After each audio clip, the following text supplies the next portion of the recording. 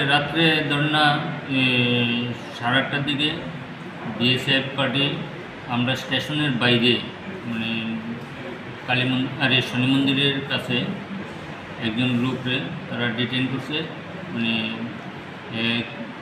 Nigerian হিসেবে। তো হওয়ার পরে তারা আমারে কিছু না জানিয়ে তারা নিয়ে গেছে তারা ক্যাম্পে। তো আজকে সকালে লোকাল পিএসে এসেছে, লোকাল পিএসে আসার পরে বলছে এটা জিআরপি থানাতে যাবে। জিআরপি থানাতে আসার পরে তারা আমারে একটা লোক সহ এবং তারা সিজার মেমো এরপরে কমপ্লেন সহ একটা দিছে। দেওয়ার পরে কারণ তারা এটারে আমি সিআইপিসি একটা একটা কেস নিছি, এখন আমরা কোর্টে ফরওয়ার্ড করি।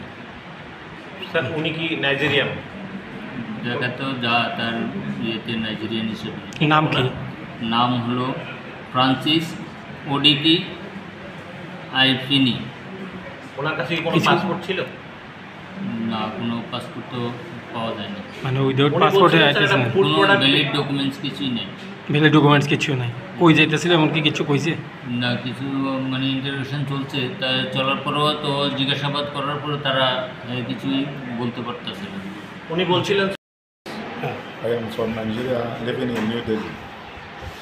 I came Agatala Udaipo to deliver African food to a sister living in Udaipo.